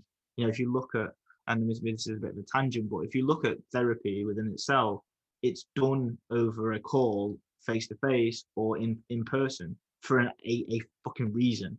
They do it for a reason because they create change, as opposed to, for most people, they can't really have an email exchange and be like, oh my God, you changed my life by asking me to think about the worst case scenario. Sure, you can set homework and tasks, and that's really where you do your work. But there is a place 100% for, challenging identity and challenging core beliefs. But it's really difficult to do in the online space to really fully feel the effect unless someone is really coachable. And if they're not coachable, then they'll either detach or they will double down. Like, this is why people lie to us in the first place, is that they don't want to have that fear of failure. So they'll do one or two things: is that they overreact and they lie through their teeth and they say, no, I have been 100%, I don't know why you're asking me to do that. Like, I've 100% done it, when you know that they haven't, because all the metrics will support that. Or they'll detach from the situation, which is either they don't check in because they don't want the fear of failure because they failed in the week, or they leave your program because it's easier to lose £500, or it's easier to lose £200 for this month than it would be to own up to that fear of failure, which is a core belief within ourselves. So it's such an interesting topic when you look at those things and how that relates to conversation, coaching, and delivery, that it's not just about like saying the words of like, you just need to practice, or having even that philosophy. It's like the philosophy is not embedded within us for most part. It's a thing that is anti our beliefs, which is so interesting. I've always said that I think the one-to-one and online personal training is completely different jobs. Yeah. And I think that in the way the one-to-one game is you almost learn how to be better at doing the micro. So it's maximizing the set, the rep, the workout experience, the having the breakthrough moments of one-to-one communication. Whereas online coaching is almost working with the macro. It's like, right, it's learning autonomy. It's how well I want you to be in 6, 12, 24 months. It's those big picture stuff. So with looking at, obviously a lot of your business is based around those psychological breakthroughs. And you mentioned this, I know it's a bit of a tangent, but when it comes to people who disconnect, because people that lash back and like lie through their teeth, I can imagine that almost being, well, firsthand, I know it's almost a little bit easier in a way, because you can start to ask those questions, you can break through those moments until you find that bit where there's a bit of a stop. When someone disconnects from the process, for the coaches listening to this, like I know firsthand, and I've known from other people, that is a very, very frustrating thing to deal with, because you generally want to help somebody, and often these people are generally trying their hardest to help somebody. When someone's trying to disconnect in that, is there much you feel you can do? Is there something that you found that's allowed you to get through to those people? Such a difficult one, because let's say in the online space, and this is where it really becomes an issue, is that if you don't want to face the world, you don't have to, because you can just turn off your phone, or you can just turn off the app that you're working with, right? So you don't, and you can just ignore people. So when you're working in the online space, those people that detach already will go through this process of like, they'll be detached, they probably won't know it, they'll start thinking about where else they can spend their money on, or they can start like justifying the maneuvers out of it, maybe them working towards pleasure, or they're like, I don't need them anymore, I'm good on my own, or I don't need this person is just like, he's not giving me this, or he's not giving me that. And you can start making these for and against arguments in your brain, because you're ultimately trying to find a rationale for why you detach.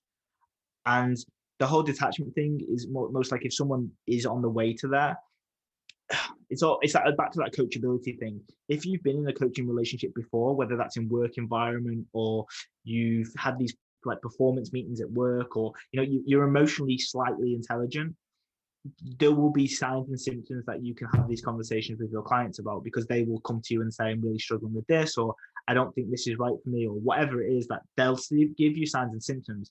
However, the non-emotional clients and the people that are emotionally intelligent clients, or the ones that are not coachable, will go like 0 to fuck it very, very quickly. And for those, they're already gone.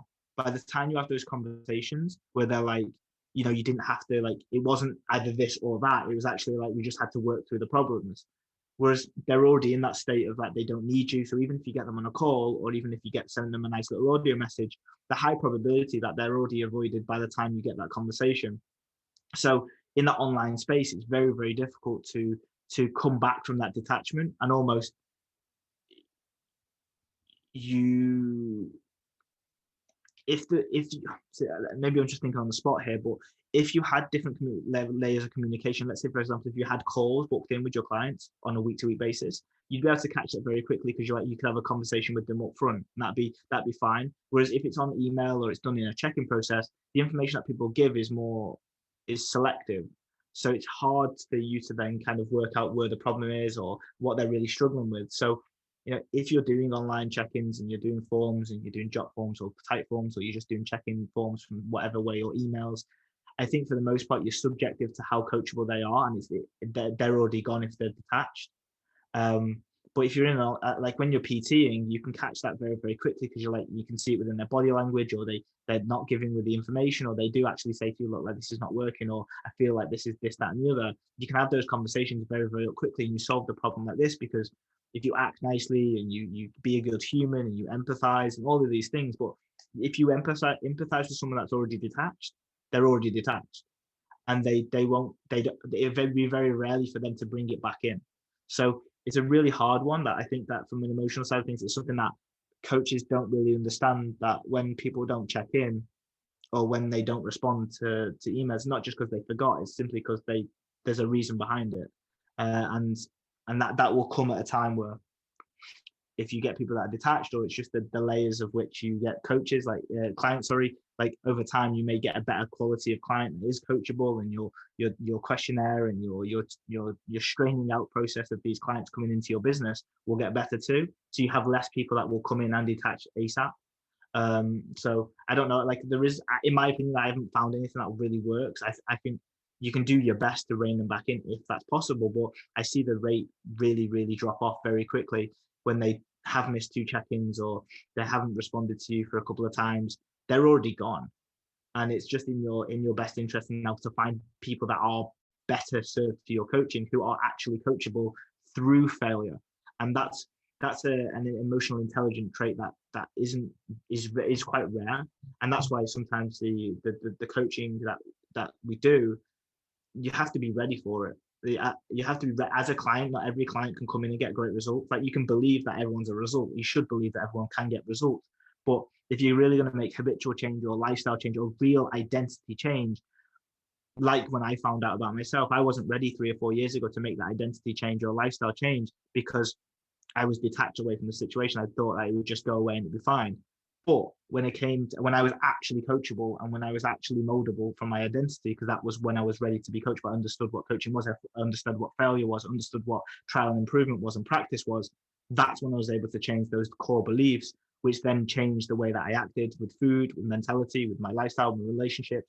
So in a long way, shape or form, like, you have to have clients that are ready emotionally, or they're prepared to work through that emotional block. And not every client who comes on board for a transformation or abs are ready to change those identity, because they don't buy into that, right? If you were going to go to a therapist, you would know that you're going to change something and talk about the mental side of things, emotional side of things, which then makes it easy to open up. Whereas if you're talking to a fitness coach who is just your PT, when they challenge you emotionally or in those identities, it's really not that scope, or they're not ready for that. So it's like, you don't go to when you're trying to fix a fat loss problem, you go to a PT, but they don't see it as fixing a identity or fixing as a mental side of things. The ones that see it as a complete transformation are the ones that will go through failure and go through practice. But the clients that just see the fat loss for fat loss and they think everything else is not there, or doesn't need to be worked on, they're the ones that will detach very quickly, and you'll have a hard time coaching them through the identity change. That is the reason why they get that long-term change. Yeah, I remember like having May, who worked with me, who was one of the most compliant clients I've ever had in my life, and she went through 6 months of therapy prior to starting training with me, and because of that, she was in a better space. She was really, really coachable. I think you're right in that. And I suppose the one-to-one stuff is, yes, you see them on a day-to-day basis, but someone can just stop turning up to sessions, and it doesn't happen as often. And I wonder the elements of, like, because online coaching also is a generally cheaper product. Like, if you're doing 36 PT sessions, let's say at £100 a pop, you're paying 3,600 quid for 12 weeks of sessions. That's a lot of money to give up. But to lose 200 quid to not face your issues, there's a price point, and often that's when you find that, like, people say it, but it's true, and I've learned it more in the online game. If you ever give a discount, there will be the most difficult clients you'll ever have. And the people that pay full price will always be the better clients. And I think as part is that and if scared to, if they're not coachable, they're forced to be coachable because they have to make this work. Their back's against the wall, like you mentioned earlier on. Yeah, I 100% believe that. I think as an online coach, you go through some phases of price points, which will make a difference. Like we know from where we came from before, is that if you put enough money into it, people who even don't want to do it that much will do it for a price, depending on where their relationship with money is. And most people that are in that environment where they do have a lot of money, if there's I remember when we used to work together, right, where it used to be a case of you wanted those clients that invested a large portion of their money into this program, because that would mean more to them than the people that were just, it was a tap in the ocean, or it was just a jug in the ocean of their finances, because they didn't really give a shit if they missed a session. It was £140 a pop. They didn't care. Whereas the people that were saving up for 5 months to then come and do 3 months with us, they were invested heavily. They'd eat shit if you told them to eat shit. And that mentality wasn't, it kind of conjured the yo-yo diet because they couldn't afford it afterwards. But if that was done over a longer period of time, and let's say, for example, if you had the same philosophy done over an online coaching model of 6 months or a year, where they paid up front, or they did a high ticket model, and you took them through these 3 phases that were invested heavily, you'd have better outcomes, 100%. Because money, it does make the world go round. You do feel a pinch if you take out, let's say, for example, if 20% of your earnings in a month came out for lifestyle coaching or fitness coaching, you'd take it pretty seriously, and you'd go through those challenges because there'd be more to attach you to the situation. So, the people that do value, like, let's say, for example, you combine the monetary aspect of really high ticket, and you combine the long-term approach, and you do both, and don't compromise on either. I think personally you get a better outcome over the long term, because if they invest 2-3 grand, and that's a lot to them for a 6-month period, and we know that most people finish their diets in 3 to 4 months, you'll have a 2-month period where you can do a lifestyle phase and you can do a reverse diet, and arguably those are people that are going to be able to get the long-term results. Even if that can be an investment of 9 months or a 12 months with a high ticket, you're going to get way better outcomes. But I think for the most part, as a coach, you go through the phases of teetering that up. And I think there is a point where that not saturation, but the acclimatization of money and how much you charge for your services, it hits a tipping point that after that, you almost then just get results with everybody. Or you get longer term results. If your price point and your package is long enough, you get those results that you're hoping for. The £150, the £200 for most people. After the £200, I believe, I think personally, anything over like £250 a month is a pinch for 80% of the population. If we know that, most people's annual incomes is between 30 and 50,000, that's what 80% of the population are earning, between 30 and 50 grand. £400 or £300 out of that 2.5 grand after tax is, a fifth of your salary. And that's going to be a pinch. If 50 of your salary is going towards something, I guarantee you'll feel more about it, and you'll feel a way being able to go to challenge. If you knew that for the next 6 months or a year, that £250 was going out, and you do something about it, as opposed to 150 is only now 1/8 or 1/10 of your salary, or even 1/11. So that's a different, you can waste £150 in a night if you go for a fucking bottle of whiskey at a nightclub. With that, obviously this is more for the coaches, but I do think it has a crossover on people that are looking to get in shape. But with the price point, do you feel that, like, I think we're both in agreement that the high ticket price point gets better results, but do you feel that you might find that, let's say you signed up let's say you did your whole autonomy package, you can pay it all up front, as opposed to doing a chunk of it initially and then a subscription? Do you think you'd find that, like, if you did the whole thing up front, you get an amazing diet of the first 2-3 months, and they'd struggle in the lifestyle phase because by that point the money's gone, it's out of their account, they've sort of forgotten it's there, they're making new money, and then that jumps off because they know they don't have another payment going out. They sort of relax into it. Do you find that? Yeah, 100%. So like we only do 6-month minimums now because of this thing. So like, if someone wants to sign up for 3 months, no, because we know that the diet will be done for 3 months, but we're not about that. Like, anyone will diet you, whereas we specialize in long-term, autonomy. So it 100% will make that difference. And especially having, mentored or been responsible for like 11, 12 coaches at RMT, the price points and the packages that we used to battle with, you've seen this thing where, when we did 3 months, we'd drop off in month 4. And if we did 6 months, they'd drop off in month 7. And it was always this thing where, for the most part, we had to work so hard for people to get towards that year mark. But the people that paid up front for 6 months did 6 months. If you paid up front for a year, you did a year. And like, that philosophy will always be the case. Like, if you can pay, whatever you cross hands for money at the beginning is what you commit to. And most people, unless the service is absolutely necessary or it's codependency, which is an issue, but either way, if it's coaching and they're seeing the super, super high levels of value and they've got finances to be able to support that, you will see them stay on afterwards if they value it. But for the most part, whatever someone pays at the beginning for that package, they generally will see the course of that, unless there's life events that take care of that, because money isn't an issue at that point. It's already been taken out of your account. The only question is if they have something like a traumatic event, or like someone gets cancer in the family, or they have an injury or whatever, they'll want to pause. And that's up to you whether you choose to allow them to pause and then see out the rest of the program when they want to come back.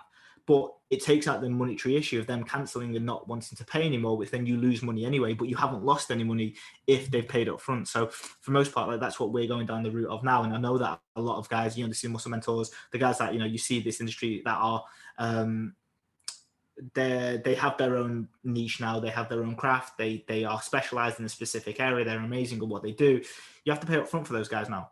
Like, and even like the people that are amazing, that are in that upper echelons, they're learning that, you either experience a lot of drop-offs with monthly payments after a while, based on like finances, because they will check every single month their finances, whether they can afford it. And if they have a big drop, especially with like COVID and stuff like that, you will see the pinch of that. But for those that are paid up front, you've got that buy-in for that time period. And if you can get that, then I think, and especially if you've got that long-term thought process, then you get to affect change a lot more. And I think that for me, that's the way that you set your business up is the way that you want to help people, right? So I think for the most part, that's what we do. So going off that and to tail off into like how to actually help people and put some actionable steps to help people come out of that diet sort of mentality. So how do you sort of look at, like, when you're looking at building a lifestyle phase for somebody? I remember you saying on a recent call that you sort of moved away from moving someone into a muscle building phase because people didn't want to do it. Although I think a lot of people come in thinking they want to do it. How did you come to that realization that that wasn't the right way to do it? And how do you look at the post-diet phase now? Yeah, so I mean, the way that I came to that realization was that I tried enough times to get people through a reverse diet in the other, like for RMT with online coaching, that you got to a point where middle-aged females, 30, 35, got kids, they'd only ever trained before to lose fat, right? So that they'd never really experienced what training was in itself. They say that they want to build muscle or tone or shape, and you go, okay, cool, we need to go in the muscle building phase. But in reality is that what type of instant gratification is that at all? It's not going to be instant gratification at whatsoever. Like the 6 months difference between a muscle building phase and someone doing it at mid-30s is going to be very, very insignificant to where they're probably questioning the value of that, especially if they don't really, really want it. Most people just want to go away from where they are right now feeling shit about themselves and want to go to a place where they don't feel shit about themselves consistently. So what we did was we just put people into these muscle building phases, and we just had a lot of people that dropped out because they were like, I don't see the value anymore. I kind of maintain my weight, so I'm happy about that. And like, I'm kind of having the food that I want to. So I was like, well, I think that's the missing trick. The missing trick is that we're forcing people into a funnel that is the bodybuilding route of things, and actually it's not something that people generally want. So, I look at things a little bit differently, and I look at the research around long-term sustainability of weight maintenance. And, we came up with a formula and a different criteria of standards that you come up with after you do a diet. Like, it's important for people to know where they go and where they're heading. But if you're just saying, oh, now we're going to build muscle tissue, we're going to get super strong, you're bottlenecking, your 100% of your clients who maybe 20% of them want to get stronger in the gym. 80% of them might not give an absolute flying fuck if their hip thrust goes from 60 to 70. And if that's most of your clients, that's okay. They just don't value it. And that's what they value is different to what you value. But I can guarantee that all of your clients value maintenance at some way, shape or form because they want that. They want to not go back to where they were before. And that's like a fear avoidance thing. So what we did was we came up with this set of criterias where it wasn't about the training and it wasn't about that specific thing that bottlenecks people in, because that's a bottleneck for some people. Don't want the training. They don't see themselves training forever. They don't even see themselves training every single week, or maybe they do want to do one or two sessions, but it's just not a priority. But then if you're telling people to funnel down a muscle building phase, that's you're missing out on lots of other things that you could focus on. And when you look at the research of long-term longevity and holding weight off, there's very, very little about how you train. It's just that you do it, or you do some level of activity. So like, the things that keep people in shape long-term are like, practicing being in that, not gaining 10% or plus 10% of your body weight over the course of the next 6 to 12 months. Most people will gain 20%, 50% back of the weight that they gained over a 2-year period. So you want to kind of practice that, right? So like you're staying away from those figures. Another part of it is like, your structure of your day, time management, eating more home cooked meals, tracking your food intake, tracking your body weight. Like these things are the things that actually keep people in shape long term. So why do we need to go into a muscle building phase? We don't. It's just for us to either keep clients long term or to fill some type of void in what those next steps are, because in the coaching world, no one's saying, okay, this is what you do with your clients now. It's like we only take it from bodybuilding because that's the only reference point that we have from a lifestyle perspective. But no one wants to live a fucking bodybuilding lifestyle. They want to lead a lifestyle that keeps them away from the shit and maybe move towards something if they like to move towards something. And that takes emotional intelligence to want to drive towards something as opposed to run away from it. So we came up with this strategy of, but all clients will want to be inclusive of foods. They will want to eat their favorite foods. They will want to know how to have those foods and not go backwards. So we have like this strategy, which is, all to get clients to be all inclusive with food and remove all of like the food fear around like good food and bad food. So we spend 6 months after the fat loss phase, including foods in that they probably are fearful of, practicing things like having things in the cupboards and only eating 1 or 2 of them a day. Like, everyone has, and if anyone listens to the podcast, you break down, you look at your own food habits. Like you said before, you got the chocolate in the freezer, right? And you haven't gone near it because if you do, it's game over. Whereas if we can reduce the amount of food fears that they have, and if in your mindset that you could go into that freezer and have 1 of them and be okay with having 1 of them, you then reduce the risk of higher calorie intake, and then you reduce the risk of overeating and just fuck it mentality. Because once you have 1, 2, you hit that failure button, and then you have 3 or 4, and then it takes so long to get back on board. So having the ability not to have that food fear and have the inclusivity where they can eat and know that they can eat anything what they want within this range of boundaries, which is the boundaries of either calories or the boundaries of macros, depending on how specific your clients want to be. So that's one of our major points. Everyone needs that, and everybody wants that because they want to eat the fig biscuits or the digestive biscuits, and they want to feel good about eating them as opposed to negative about them. So that's point number 1. Point number 2 is being able to go to social events and have it the way that they want to. So if they want to go and have, in the dieting phase, you will be restricted to the amount that you can eat during these times because you're in the dieting phase. When you come into this lifestyle phase, almost like the chains are off, right? There's no reason for you to say no, and there's no real reason why you can't say yes in your mindset anyway, because you've finished this diet, you're in the shape that you want to, and that's where people go a little bit wrong because they don't know how to do a lifestyle social event. They know how to do a diet social event, which is either don't drink, or they just say, I'm just going to hit maintenance or whatever it is, but they don't know how to have it the way that they want to. So we teach them how to like go to dinners and not feel guilty about them because they say, okay, what is it that you want on the menu? And if you speak to most, and I love having this conversation with fitness professionals, but you ask them, oh yeah, what do you choose when you go to X, Y, and Z? They'll go, oh yeah, I'll pick this because it's the healthiest. But I'm like, no, but which one do you want? Which one is the thing that you enjoy the most? And like, I'm no stranger to a nice little takeaway, but like I've really rarely been, and always felt begrudgingly to do so, when I fucking pick the thing that is the healthiest or the lowest calorie option as opposed to the thing that I wanted.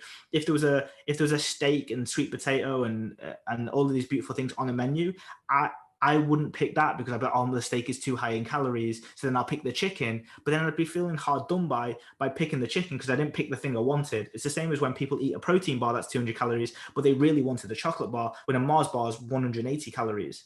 So like they're picking the protein bar because it's a better option or healthier option, but then they're always going to eat the chocolate bar anyway because that's what they were craving in the first place. Whereas we teach people from a social event perspective to go and have the thing that they want and the thing that they desire, and then reverse engineer the rest of their day to fit it in so that they get the gratitude, the appreciation that they're eating what they really want, as opposed to always thinking, oh, I have to pick the healthy option. Because an identity is hard to change, and it's for some people that identity is really really resilient, like it's resilient to change, because if you've been 100 kilos before, your normal is 2 pizzas and buffalo wings and chips, whereas when you're 70 kilos or 60 kilos, you won't be able to eat that and stay within the calorie range at all. That'll be double your calories for the day. So that identity has to change, but it's over a time period where you're like, okay, as a 70-kilo dude, what do you think is appropriate? What would you like? Would you like a pizza? Okay, cool. This is what you have. You choose a small pizza over a large pizza, not choose the fucking salad. And then once you have these conversations around what is normal for a 60-kilo dude or a 70-kilo dude or a 50-kilo female, what is normal and what you desire, and then you reverse engineer them into the plan, as opposed to just saying like, well, no, just pick the lowest calorie option, or them being self-serving by picking the lowest calorie option and always being hard done by because they feel like they're always restricting. Because restriction for someone is different. Like a restriction for a 120 kilo dude, maybe only drinking 10 pints, but that's still 10 pints, right? But he may feel restricted if he doesn't have the 11th. So we have to work with these individuals to ensure that we get what they want, but also look at their identity change as well. So we kind of create those standards of what's appropriate in a social event, but what they actually want. If they want beers, okay, how many do you need to feel satisfied? Then we reverse engineer that in. And then over time, they will come to their own conclusion of how many beers that they need to feel satisfied, because they know that they can't have 10 or 15 like they used to. So you just have this natural progression. And then the last major point, there is some others, but they're really actually there's two major points. One is we hold people between 0 and 4 kilos over a 6-month period. We believe that if you can monitor your body weight and you hold it between 4 kilos, then you're going to be in a really good spot. Most people, if you're super, super lean, let's say, for example, you got veins on your abs, there may be an increase of about 7 or 8 kilos in that range just because of how lean you got. But for most people who just get okay, or like in the shape that they want to, they're going to be able to hold that 0 to 4 kilo, and helping them actually be okay with them gaining a small bit of weight and not having the I need to diet again mentality. So we do that over the 6-month period. And then the last one is having standards and compassion at the same time. So to reduce the fear of that all or nothing mentality, you want to create compassion to be like, okay, it's okay, today was a rough day, but we go again tomorrow. It's like that trial improvement. But also the standards of what you had during the diet, for the most part, you're still going to have to be active like you were in the diet. You're still going to have some structure and time management with your day. You're still going to have to eat food that's pretty nutrition. Most of the day is going to have some vegetables in. You're probably still going to have to drink water if you want to feel great. And you're still going to probably have to monitor your sleep and have some great sleep. Whereas if those standards go after a diet, you end up in shit's creek because they just end up back at the old habits that they were. So if you can create standards that stay, they become normal habits. Standards end up being habits. So if you can create standards, but also have compassion with those standards and know when an off day was okay, then you can then allow that change to happen over that 6-month period. So that's the way we do it, as that new form of like post-diet phase. That I think personally, if I looked at like maybe the 1,000 clients that I worked with, all of them would want that in some way, shape, or form. So I think that caters a lot more to the general pop than a muscle building phase does. I think as well, if you're like, I do something in some ways very, very similar with how I work with my reset, which is getting someone healthy, rebuild and replenish system, replenish being exactly what you're talking about in terms of your lifestyle phase. And you mentioned, and I know I can speak from personal experience and from clients' experience as well, is like, it can be quite easy to tunnel focus you in for 6, 10, 12 weeks of a diet when you've got that almost instant gratification of I do this, I get this result. But as you say, it's like it's a different mentality entirely, that to be able to put 2-3 years into actually developing enough muscle mass to make big changes in your physique. And I think what this lifestyle phase is for yourself, or what the replenish phase is for us here at Made Coaching, it's the, only do you get somebody in a place where they have all the things that you mentioned, which there is nothing I would add on that. I think that's a really, really, really good explanation of how to get somebody in a good place. But like, if someone does want to build muscle, going through this and holding weight for like 4 to 6 weeks whilst building calories up a little bit, but not too much, is a really, really important thing, because it's taught them patience. So when they get to month 7, they can probably in a better position to actually do that muscle building phase, because they've learned to be patient for 6 months, as opposed to doing it on week 13 and in this mentality of I get things quickly, and they just burn out. But here's the thing, right? If you gain at the right rate of muscle growth that is appropriate for like minimal fat gain, over a 6-month period, you probably will gain just under 4 kilos for most people. Yeah. And that's what I mean. That's why we did it, because it caters to everybody. If you want to gain muscle tissue, you're doing it slowly because you don't want to gain the fat back anyway. So do it at the rate of 1% a month. Unless you're like most people, and like not every guy and girl wants to hear this, but for most females, if you're relatively lean, you're going to be either 40 or under 55 kilos. For any guy that's lean, you're going to be anywhere in the 60s and maybe maximum 72. And like if you gain, and that's if you've trained for a long period of time as well, most people will end up in 60s for guys, and then most people, for females, most people end up in the 40s or just on the top end of the 50s, depending on how tall you are. But if you do that and then you reverse engineer the 1% a month, you're going to get 6 months of near about 4 to 5 kilos at maximum. So like then you get that hold anyway, but it's a purposeful increase because of your goals. But you've purposely done that. And even gaining at 1% a month is a difficult task within itself anyway. So, you get best of both worlds, because you purposely built your weight up if you're muscle building. And if you're not, you're probably going to have those fluctuations anyway, because you're learning how to have a lifestyle.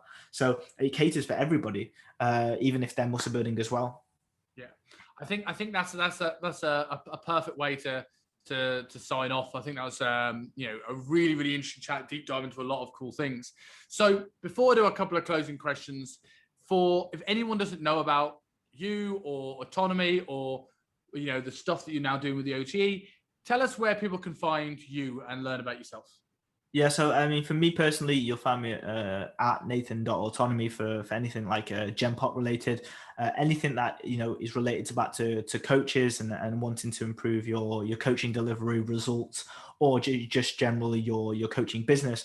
You'll find me on the Online Trainer Education, and that's the guy that runs that is Adam Haley, and you'll find that at Adam Haley 1, and he'll be the guy to speak to when it comes to like making your online business or transitioning from PT to online, and then I just help out on that side of things, just getting people amazing results and upskilling the education.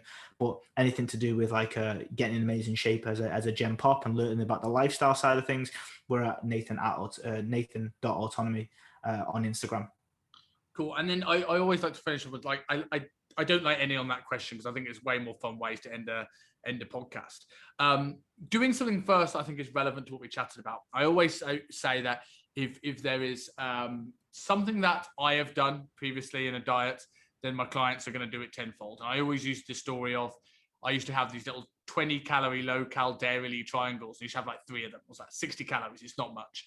And I didn't track it. Maybe I should have done, but I didn't. And that's what my clients would do with a cookie. And that's one of the things that made me look at food diaries. What is sort of like, you can either tell it's the biggest story or the thing that taught you the lesson. What is the sort of like one of the biggest, craziest, or funniest diet fuck-up stories that you've had personally that may or may not have changed you as a coach, but just something that you found as a story that you've had that could make you seem more human to clients? Well, there's so many. I mean, like probably the one where I was getting coached by you was probably the funniest one. The one where I came into the gym and I said that I was bloated because I ate too much fiber. But what really happened is that you gave me a refeed of like 150 grams of carbs, and I ended up eating 2 boxes of cereal. That was very interesting because it was granola as well. So I hit about 6K calories on 2 boxes of crunchy nut granola. So that was like one of my first experiences of like, you give an inch, take a mile type of mentality.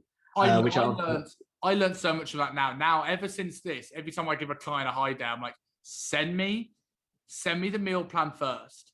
Because I remember you did that, and then you were so scared of doing that the second time. It was what? How much? Like a kilo of stir-fry veg? Yeah. So then I went. Like, I don't know how you ate it. Yeah, I mean, like I went to the whole extremes of things. So it was like, I need my hunger to be solved, but I don't want to overeat on. I don't trust myself with a box of cereal or anything like that. So I just ended up having like the 2 packs of the 500-gram packs of stir fry, and ended up having a kilo of that. And that was just like, it was great at the time because I was so hungry, but it was just like, it just ruined my insides for days. I remember like getting so much Senecop for you in the last week. Yeah. Considering it didn't look terrible, considering that picture came up on my memories the other day of like I've been you going through this prep. You've got that 4 to 6 week mark where you look ridiculous and veiny, and then like how well we salvaged it in the end, considering that it was actually quite impressive, really. We did actually great.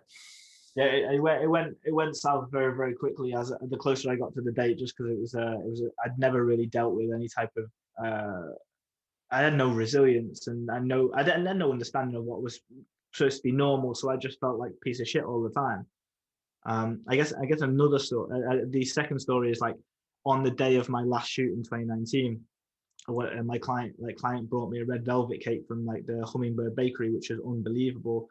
And like I'd just done a shoot in the morning with Toby Harrison, so like kind of the thing that I was importantly doing was fine. Like it was done and dusted. Like I carved up perfectly for it because I nailed it, and I looked amazing and I was so like happy. Then I came to the second shoot, which was like just basically a group shoot with all the team, and I was like, right, I'm gonna see how full I can get myself during this shoot because I'm gonna wear a vest on some of them.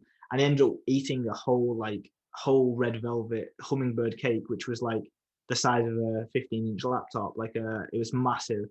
And basically I had the best pump ever, but I just had no abs. I'd gone from like veiny abs to like literally like a spider's web on my abs and a 6-pack, all the way to like just having no visible abs. But I was like, my chest and my arms were like pumping out the skin. It was just hilarious. But like I was experimenting with something that didn't work at all. I was just eating it too, and then 6 hours later, I looked amazing because the bloating had come down, but I was still full as a house.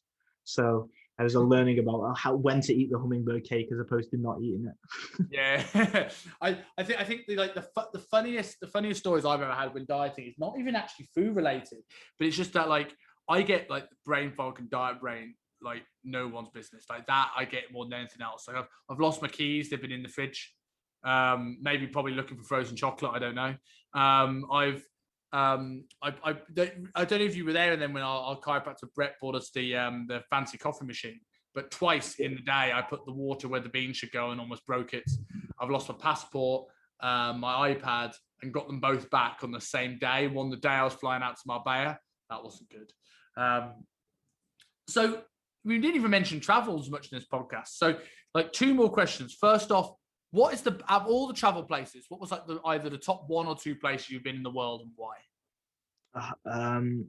So it depends on what you're after. I mean, I really, really liked, I really like Kenya just for the reason that you go into the desert and into safari and you see like the big animals and stuff like that, and never forget some of the times that you see like the giraffes, and fighting with like cheetahs or whatever it was. That they were great. But in terms of like if you're working as an online coach and you're traveling as well, you can't really go far wrong with places like LA or New York or even like Hong Kong. And like I loved Hong Kong. Like I'd openly live in Hong Kong and work at the same time.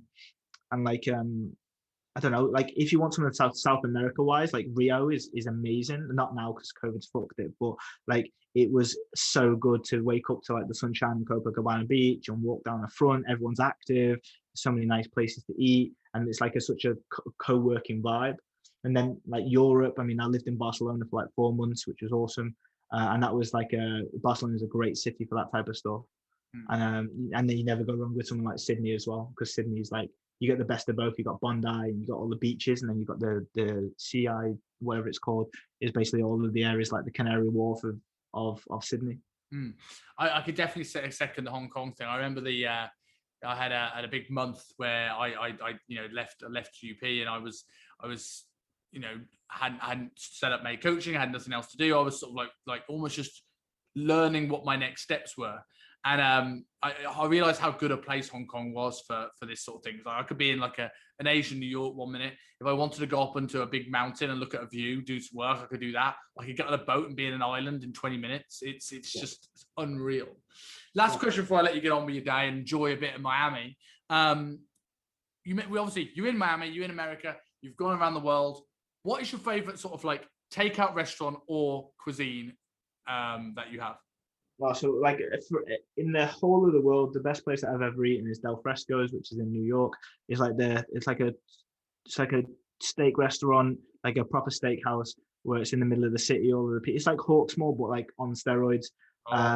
Like they do like sweet potato mash with like maple syrup and brown sugar over the top, crystallized, and then they have like Brussels sprouts with bacon all mixed into it, and then just whatever steak that you want. So that was great. But in terms of cuisine, I don't think I can go far wrong with like Indian. Like I love an Indian cuisine, whether it's the veggie stuff, whether it's the appetizers, or just the curries within themselves. But I think you can't really go far wrong with that if you, especially when you get them in India. When I was there as well, like they're just a different level. But yeah, I think my favorite place is Del Fresco's, but Indian is always second choice.